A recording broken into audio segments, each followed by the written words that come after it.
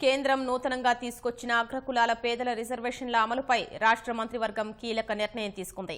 EBC 10% కోటాలో కాపులకు 5%, మిగిలిన 5% అగ్రకులాల పేదలకు ఇవ్వాలని నిర్ణయించారు.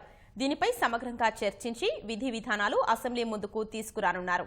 2019 ఖరీఫ్ నుంచి రైతులకు పెట్టుబడి సాయంతో పాటు అగ్రిగోల్డ్ బాధితులకు చెల్లింపుల వంటి నిర్ణయాలకు మంత్రిమండలి చర్చించింది.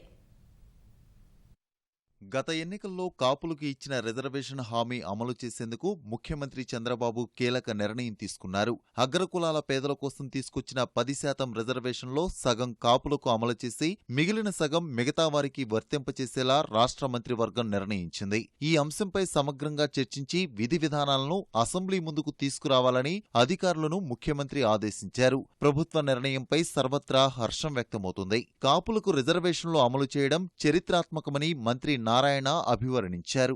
వ్యవసాయంలో పెట్టుబడి సొమ్ములు లేక తీవ్రంగా ఇబ్బంది పడుతున్న రైతులను ఆదుకునేందుకు రాష్ట్ర ప్రభుత్వం నూతన పథకాన్ని తీసుకురానుంది.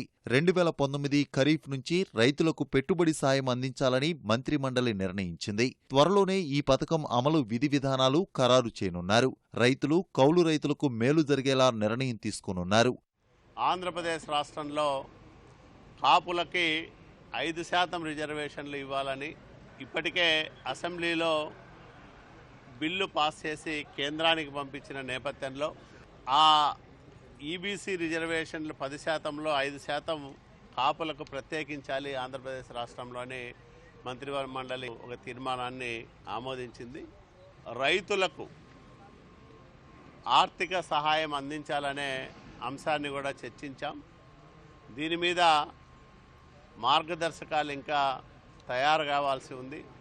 త్వరలోనే ఒక నిర్దిష్టమైన కార్యాచరణతో ప్రభుత్వం ఒక ప్రకటన చేయబోతా ఉంది. అగ్రిగోల్డ్ బాధితులను సైతం ఆదుకోవాలని మంత్రివర్గం నిర్ణయించింది.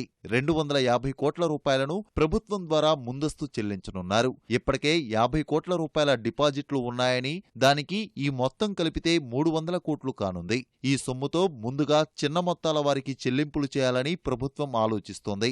ఈ విషయాన్ని కోర్టుకు మెమో ద్వారా తెలియజేయాలని మంత్రిమండలి నిర్ణయించింది. దీనిపై కమిషన్ వేయడంతో పాటు జిల్లాలలో కమిటీల ద్వారా చెల్లింపులు జరపాలని కోర్టును కోరనుంది. తదుపరి కోర్టు ఆదేశాల మేరకు నడుచుకోవాలని మంత్రివర్గం నిర్ణయించింది. రైతులకు పెట్టుబడి సాయం, డ్వాక్రా మహిళలకు ఆర్థిక లబ్ధి వంటి తదితర అంశాలపై వచ్చే మంత్రివర్గంలో చర్చించి కీలక ప్రకటన చేయనున్నారు.